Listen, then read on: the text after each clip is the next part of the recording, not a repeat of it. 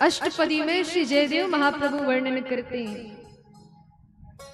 अभिनव जलधर सुंदर धृत मंदर, श्रीमुख चंद्र चकोर, जय जय देव हरि। जयदेव महाप्रभु अपने अष्टपदी में वर्णन करते हैं कि भैया ये जो पंक्ति है ना, इसके पीछे की कथा कैसी है पता है? जब जयदेव महाप्रभु अष्टपदी लिख रहे थे, अष्टपदी लिखते समय जयदेव महाप्रभु ने एक पंक्ति लिखी, अभिनव जलधर सुंदर धृत मंदर, लेकिन दूसरी पंक्ति वो लिख नहीं पाए थे। मन में विचार करने लगे, दूसरी पंक्ति क्या लिखे, दूसरी पंक्ति में क्या लिखना चाहिए। और इतना विचार करते करते जयदेव महाप्रभु ने अपनी पत्नी से कहा, तुम भोजन बनाओ, हम स्नान करके आते हैं। जयदेव महाप्रभु स्नान करने को गए, लेकिन जैसे स्नान करने को गए और उनकी पत्नी भोजन बना रही थी, महाराज उसी समय वर्णन आता है कि स्वयं जगन्नाथ प्रभु जयदेव महाप्रभु का स्वरूप धारण करके अपने घर पर आए। उनकी पत्नी ने कहा, स्वामी आप इतने जल्दी आ गए स्नान करके? महाप्रभु जी ने कहा, स्नान बाद में करेंगे, पहले भोजन करेंगे, हमें बड़ी जोर की भूख लगी है। उनकी पत्नी ने कहा, बिना स्नान किए भोजन करेंगे? बोले हाँ देवी, बड़ी जोर की भूख लगी है, जल्दी जल्दी भोजन लेकर आओ। अब महाराज पत्नी ने क्या किया? बोले भोजन की थाल लेकर आई सामने। महाप्रभु जी ने कहा, भोजन आप थाल लेकर आओ, तब तक हमें दूसरी पंक्ति जो थी ना अष्टपदी की वो याद आ गई, हम वो पंक्ति लिख लेते हैं, उसके बाद भोजन करेंगे। पत्नी ने कहा ठीक।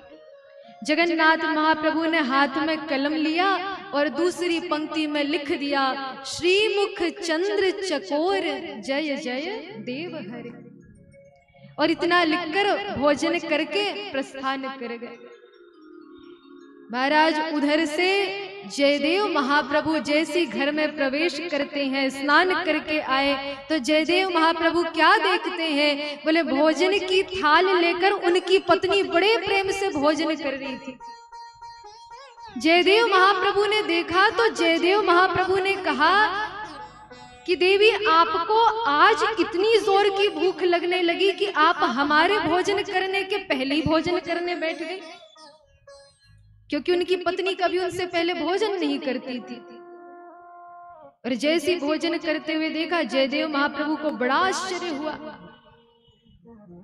पत्नी ने कहा, स्वामी आप क्या कहते हैं? आप अभी तो भोजन करके गए, आपकी तो जूठी थाल है जिस पर हम भोजन करने बैठे हैं। जयदेव महाप्रभु जी कहते हैं कि देवी कैसी बात करती हो, हम तो स्नान करने गए थे, तुमको बताकर गए थे।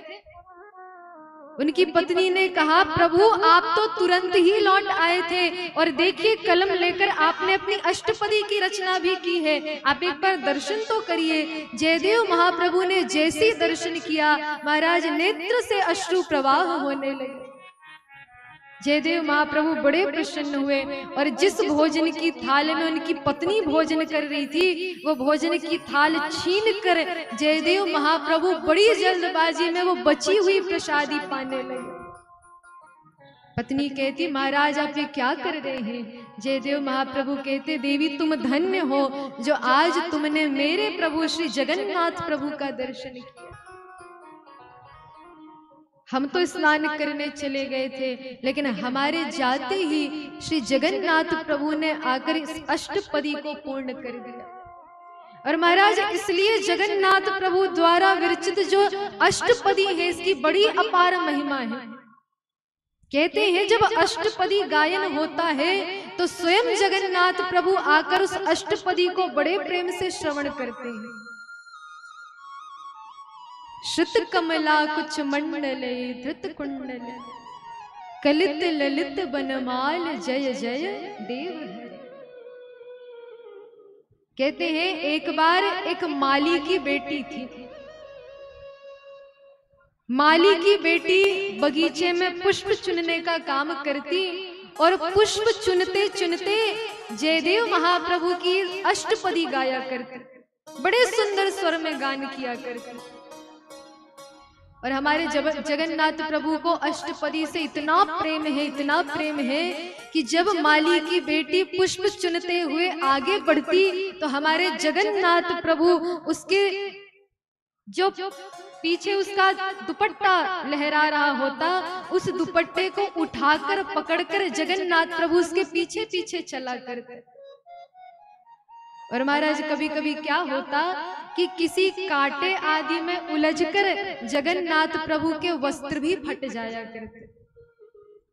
एक बार गोसाई जी ने दर्शन किया, मंदिर के पंडे पुजारियों ने दर्शन किया कि जगन्नाथ प्रभु के वस्त्र का एक भाग दिखाई नहीं दे रहा है, फटा हुआ है। पूरे जगन्नाथपुरी में महाराज हल्ला मच गया, सैनिक भागे, सबने दौड़ दौड़ कर खोज लगाया। तो अंत में पता चला कि उस माली के बगीचे में जगन्नाथ प्रभु का बचा हुआ वस्त्र एक कांटे के वृक्ष में जो कांटा होता है उसमें लगा हुआ था। महाराज जब पता किया गया और पंडे पुजारियों ने जगन्नाथ जी से पूछा तो जगन्नाथ जी ने स्वप्न में आकर सारी बातें कही कि मैं क्या करूं, इतने सुंदर स्वर में माली की बेटी अष्टपदी गायन करती है कि मुझसे रहा नहीं जाता और मैं उसके पीछे पीछे दौड़ने लग जाता हूं, मैं उसके पीछे पीछे भागने लग जाता हूं।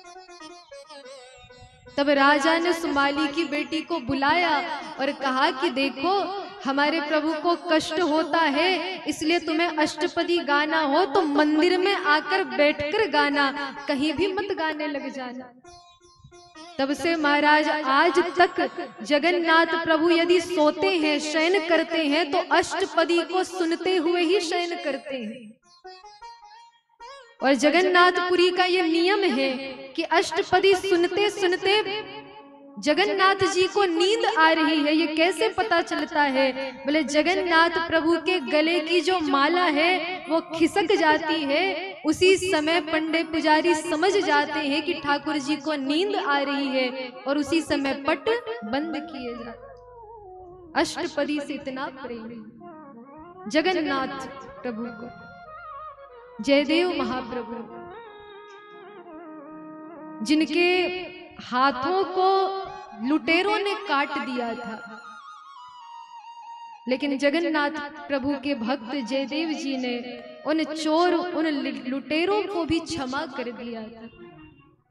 ऐसे श्री जयदेव महाप्रभु की कथा और उन्हीं अष्टपदी में ये बात प्रकट होती है।